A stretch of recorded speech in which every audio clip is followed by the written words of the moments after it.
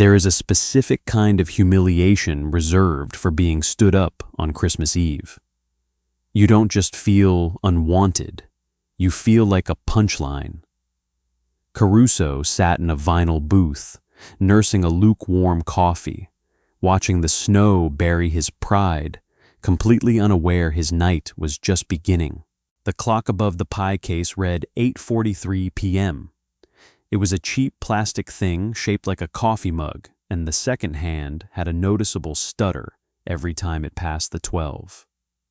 Caruso had been watching it for an hour and 15 minutes. Outside, Interstate 90 was disappearing under a heavy, relentless sheet of white.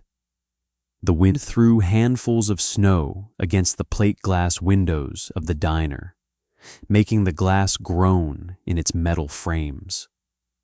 Inside, it smelled of stale fryer grease, burnt filter coffee, and the sharp, piney scent of a cheap wreath hung crookedly on the front door. Caruso looked down at his hands. He had spent 20 minutes with a stiff bristle brush and pumice soap at the ranch, scrubbing away the oil, the dirt, and the distinct smell of cattle and diesel that permanently lingered on his skin. His knuckles were raw and cracked from the winter air, but clean. He was wearing a dark pearl snap shirt that he had ironed himself, the collar stiff and unyielding against his neck. He felt like a damn fool. He pulled his phone from his pocket. The screen lit up his weathered face. No new messages. The last text was from 3 hours ago. See you at 7:30. Drive safe. Greg. That was the guy's name. A software developer from Bozeman who had matched with Caruso on an app. Caruso's younger brother had practically forced him to download. You're 34, Caruso. You run a ranch. You don't live in a monastery, his brother had said. Just go get a burger with the guy. It's Christmas Eve. Don't sit out here with the dogs again. So, Caruso had driven 40 miles in a worsening weather advisory, walked into this highway diner, and sat in the back booth. And Greg had not showed. The diner was mostly empty. A family of 4 had left in a hurry around 8, their tires spinning in the unplowed parking lot before catching grip. Now it was just Caruso and the guy behind the counter. The counter guy was wiping down the laminate surface for what had to be the 5th time. He looked to be around Caruso's age, maybe a year or 2 older. He wore a faded black t-shirt under a white apron stained with cherry pie filling and old grease. His forearms were thick, roped with muscle and covered in faded black and gray tattoos that disappeared under the rolled-up sleeves of a thermal shirt. He had dark hair, slightly graying at his temples, cut close on the sides. There was a quiet, heavy competence to the way he moved. No wasted energy. The guy tossed the damp rag into a bus tub and walked over to the coffee station. He grabbed a fresh pot and 2 heavy ceramic mugs, then walked out from behind the counter. He didn't stop at the neighboring tables. He walked straight to Caruso's booth and slid into the vinyl bench across from him. Caruso blinked, pulling his attention away from the freezing window. "He ain't coming, man," the guy said. His voice was low, carrying the gravelly texture of someone who smoked too much, or used to. Caruso's jaw tightened. A defensive reflex flared in his chest, sharp and hot. "Excuse me?" The guy, or the girl, whoever you're wearing the freshly ironed shirt for. The counter guy poured coffee into the 2 mugs, the dark liquid steaming violently in the chilly air of the diner. He pushed one across the table. "Nobody is driving out in this if they aren't already on the road. Highway Patrol just closed the pass. If they were coming from Bozeman, they're turned around by now." Caruso stared at the black coffee, then at the man across from him. There was no pity in the guy's eyes. Pity would have made Caruso get up, walk out into the blizzard, and freeze to death just to spite him. Instead, the guy's gaze was flat, matter of fact, with a faint trace of shared cynicism. "Bozeman," Caruso muttered, the fight draining out of him as quickly as it had flared. He picked up the mug. The heat seeped into his stiff fingers. Was it that obvious? You've checked your phone 14 times in the last hour. You haven't touched your water, and you look like you're heading to a funeral or a first date. On Christmas Eve, it's usually a toss-up. The man took a slow sip of his own coffee. "I'm Hayes, by the way. I own this shithole." "Caruso." He took a drink. The coffee was strong, bitter, and exactly what he needed. "And it's a first date. Well, supposed to be. Tough night for it," Hayes said, looking toward the window. The snow was coming down horizontally now, a blinding white static erasing the neon glow of the gas station across the road. People get weird around the holidays. They make plans because they don't want to be alone, and then they bail because the expectation is too heavy. It ain't about you. Caruso let out a short, humorless laugh. "You a part-time therapist, Hayes?" "No, I just pour coffee and watch people lie to each other." Hayes leaned back against the vinyl. "You a rancher?" Caruso looked down at his clean but calloused hands. "Yeah, up near Livingston. Cattle, mostly." "Explains the boots and the patience." Hayes checked his watch.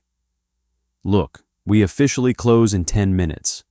My cook went home 2 hours ago before the roads got bad. You want a burger before I shut the grill down?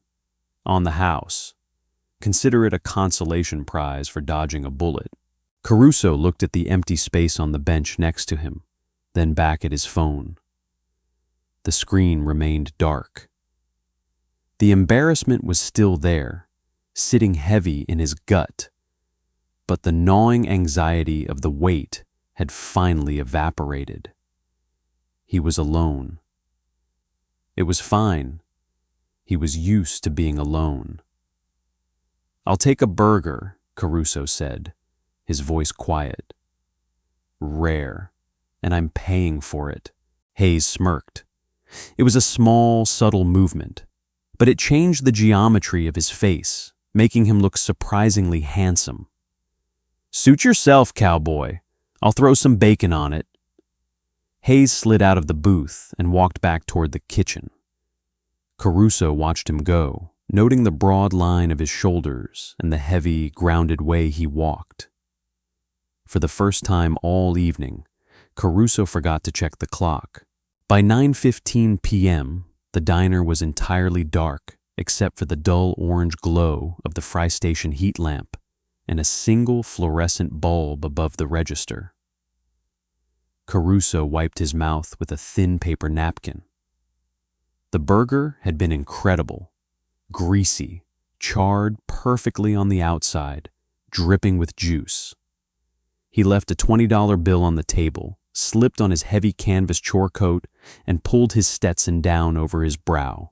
Hayes was sweeping the floor behind the counter, having already flipped the neon open sign to closed. "Thanks for the food," Caruso called out, his voice echoing slightly in the empty room. Hayes paused, leaning on the broom. "You sure you want to head out in that? The plow hasn't been through since 5. "I've got 4-wheel drive and chains in the back," Caruso said, though a knot of unease tightened in his chest as he listened to the wind howling against the building. "I'll take it slow. Suit yourself. Drive safe." Hayes went back to sweeping. Caruso pushed through the front door. The cold hit him like a physical blow, stealing the breath from his lungs. The temperature had plummeted. The snow was knee-deep in the parking lot, drifting heavily against the side of his old Ford F-250. He waded through the drifts, unlocking the heavy door and climbing inside. The leather seat was freezing, He shoved the key into the ignition and turned it. The starter whined, a slow, agonizing, sluggish grind. Rrrr, click, click, click. Caruso closed his eyes. No, come on. He turned the key again. Just rapid, empty clicks. The cold had completely killed the old battery.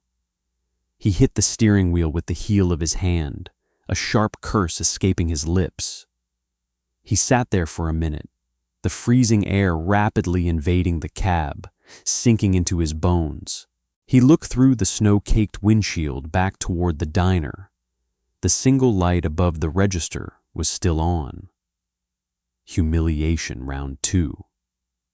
Caruso trudged back through the snow, the wind whipping his coat against his legs. He pushed the diner door open. The bell above it jingled mockingly. Hayes looked up from the cash register, a stack of receipts in his hand.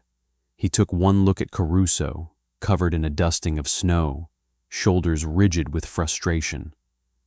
Dead? Hayes asked, his voice deadpan.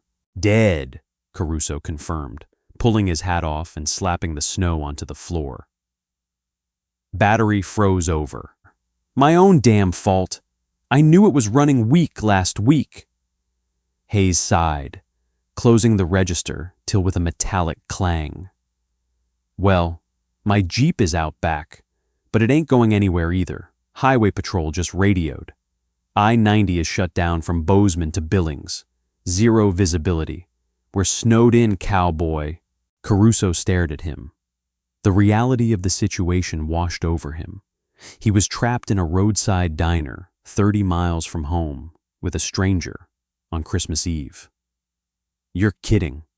Wish I was. Hayes reached under the counter and pulled out a heavy ring of keys. He locked the front door, flipping the deadbolt with a solid thud.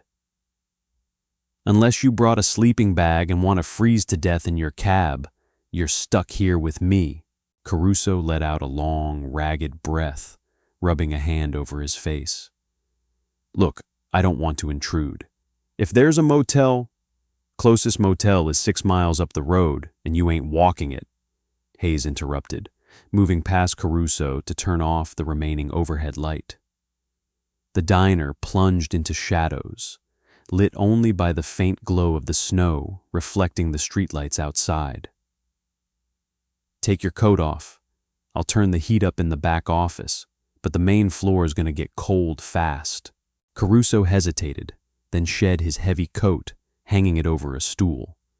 Underneath, his ironed shirt felt ridiculous again. Hayes disappeared into the back and returned a moment later, carrying a bottle of Maker's Mark and 2 Short Rocks glasses. He set them down on the counter.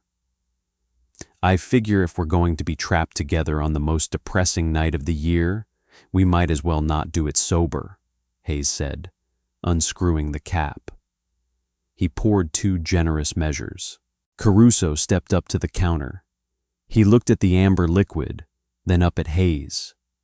In the dim light, the lines around Hayes's eyes were deeper, tired, but undeniably sharp. I appreciate this, Caruso said softly. Don't thank me yet. You haven't heard my music taste, Hayes replied, sliding a glass toward him. They stood on opposite sides of the counter, the silence of the empty diner stretching between them, punctuated only by the aggressive rattling of the glass panes. Caruso took a sip of the bourbon. It burned on the way down, leaving a trail of necessary heat in its chest. So, Hayes leaned his elbows on the counter, holding his glass loosely. Greg from Bozeman. What was the appeal? Caruso scoffed, staring into his glass. He had all his teeth in his profile picture, and he liked dogs. The bar is pretty low out here. Ain't that the truth? Hayes murmured. I moved out here from Chicago 5 years ago. Thought the wide open spaces would be good for the soul. Turns out, wide open spaces just mean you have to drive further to find someone who doesn't want to talk about truck parts or alfalfa. Caruso looked up, surprised. Chicago? What brought a city guy out to a diner on I-90? Hayes swirled the bourbon in his glass, the ice clinking softly. For a second, a shadow crossed his face, something guarded and heavy. A divorce, a need for quiet, and a very poor financial decision regarding commercial real estate. He gestured around the dim diner. Welcome to my midlife crisis. Caruso leaned against the counter, suddenly hyper-aware of the physical proximity. The counter was narrow. He could smell the lingering scent of smoke, coffee, and clean sweat on Hayes. It was a grounded, intensely human smell. Doesn't seem like a crisis, Caruso noted, his voice dropping slightly. Seems like you know exactly what you're doing. Hayes met his gaze. The air between them shifted, the casual banter giving way to something denser, quieter. The sheer isolation of the storm outside seemed to press them closer together, inside. I know how to cook a burger, and I know how to pour a drink, Hayes said slowly, his dark eyes fixed on Caruso's. Everything else is just making it up as I go. Caruso swallowed. The embarrassment of the failed date was entirely gone, replaced by a sudden, terrifying spike of adrenaline. He realized with acute clarity that he was studying the shape of Hayes's mouth. It's freezing out here, Hayes suddenly said, breaking the gaze, though his voice was a fraction rougher than before. He picked up the bottle. Come on, let's move to the back booth near the radiator, unless you're afraid of the dark. I work night calving in 20 below, Caruso said, picking up his glass and following Hayes around the counter. I'm not afraid of the dark. Good, Hayes threw over his shoulder as they walked into the shadows of the dining room. Because the power just went out. Above them, the single fluorescent bulb flickered and died. The hum of the refrigerators ground onto a halt. The diner fell into absolute deafening silence, save for the wind. They were alone in the dark, and for the first time in years, Caruso realized he didn't want to be anywhere else. The darkness did not just fall, it clamped down. With the hum of the compressors and the buzz of the fluorescent lights gone, the diner felt entirely hollowed out. The wind hit the glass storefront with a violence that rattled the frames. A sharp metallic clack echoed from behind the counter, followed by the hiss of a flint. A flame flared to life. Hayes was holding a battered silver Zippo. The small, erratic light cast deep shadows across his face, highlighting the exhaustion carved into his jawline. The smell of butane cut through the lingering aroma of coffee and grease. Well, Hayes said, his voice quiet in the vast dark. That accelerates the timeline. Generators? Caruso asked, his eyes adjusting to the tiny point of light. Out back, but the fuel line froze on Thursday, and I haven't had the time to thaw it. The ambient heat in here is going to vanish in about 20 minutes. Hayes snapped the lighter shut, plunging them back into pitch blackness for a terrifying second before he struck it again. Grab the bottle, and your glass. Follow me. Caruso picked up the maker's mark by the neck. He stepped carefully around the counter, keeping his eyes fixed on the small flame bobbing in Hayes's hand. They moved down a short, narrow hallway past the kitchen, the temperature dropping noticeably with every step away from the dining room. Hayes pushed open a heavy wooden door. It was the back office. It smelled like cardboard, old paperwork, and dust.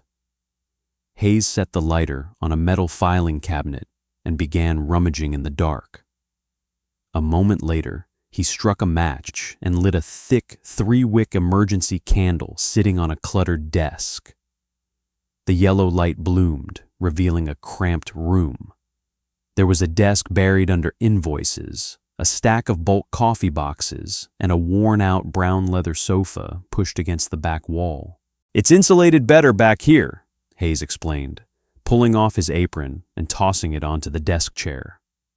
He grabbed a thick, green wool blanket from the top of a filing cabinet. "But it's still going to get brutal. Sit down before your joints freeze." Caruso sat on the leather sofa. It was stiff and freezing, instantly seeping through his denim jeans. He set the bottle and the glasses on an overturned milk crate that was clearly serving as a coffee table. Hayes sat down next to him. Not across the room on the chair, but right there on the sofa. There were only a few inches of space between them. "Pour," Hayes commanded softly, nodding at the bottle. Caruso uncorked the bourbon and split the remaining liquid evenly between their glasses. His hands were shaking.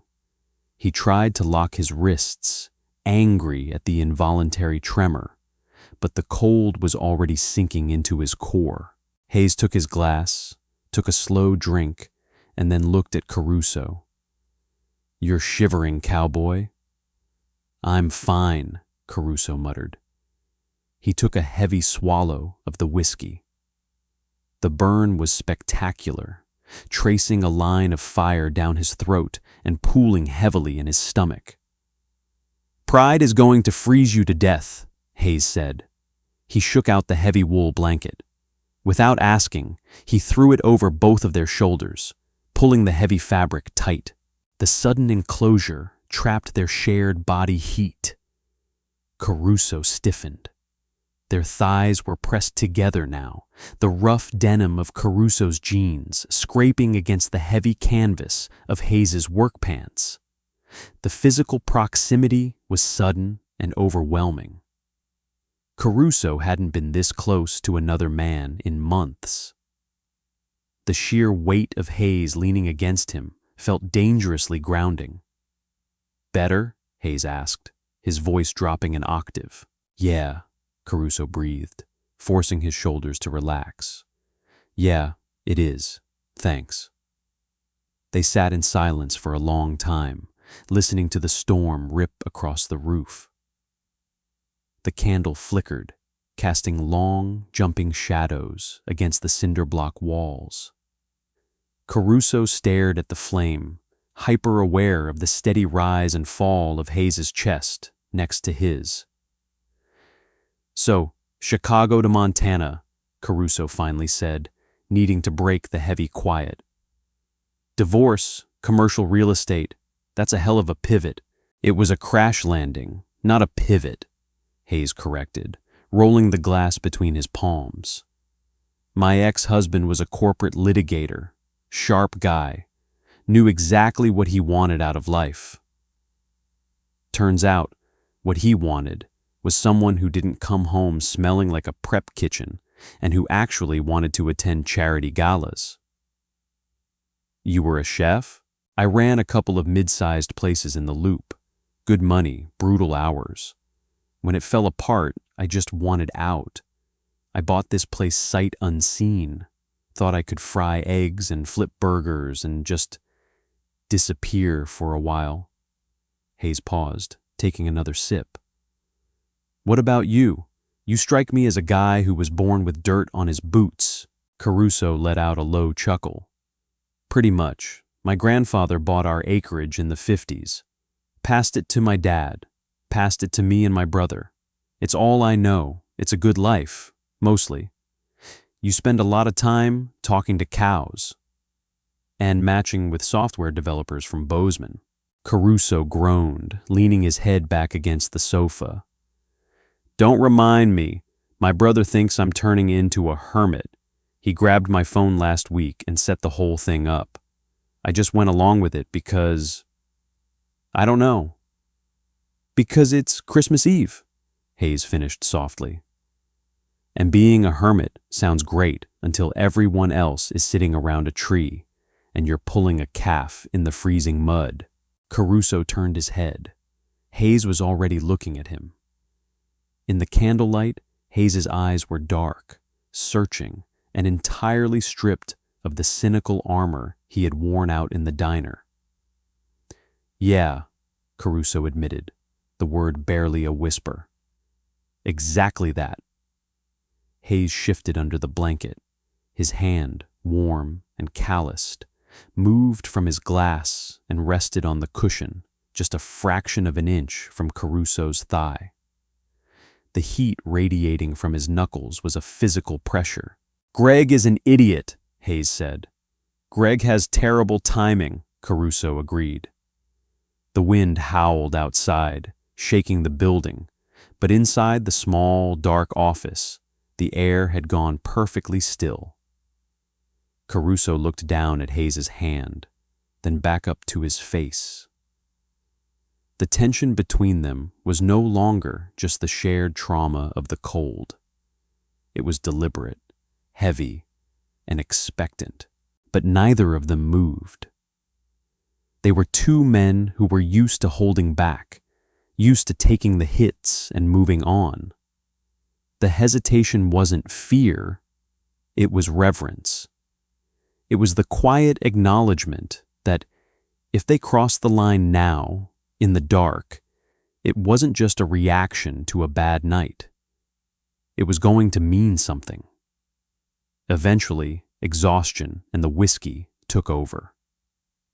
The candle burned down to a nub and sputtered out, leaving them in complete darkness again. The temperature in the room plummeted. Wordlessly, Hayes shifted closer, sliding his arm around Caruso's broad shoulders under the blanket.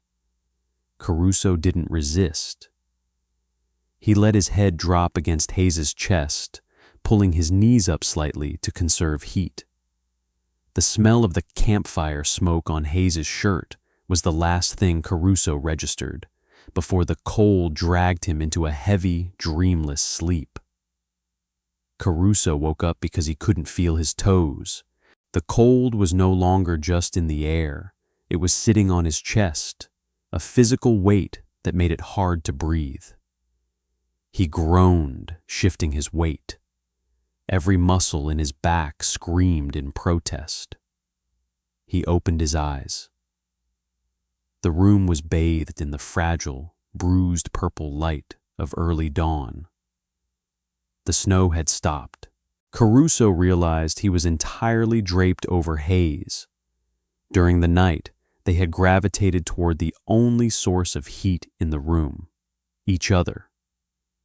Caruso's leg was thrown over Hayes's thighs, and his face was pressed deep into the junction of Hayes's neck and shoulder.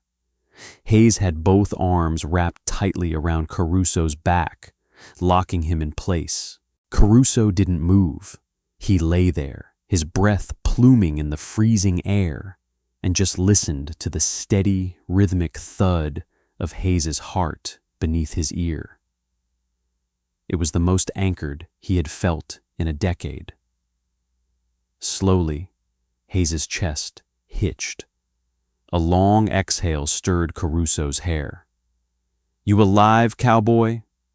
Hayes's voice was a gravelly ruin, thick with sleep and cold. "Debatable," Caruso rasped. He lifted his head.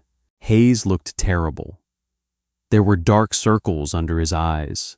His hair was a mess, and he had a harsh shadow of stubble along his jaw.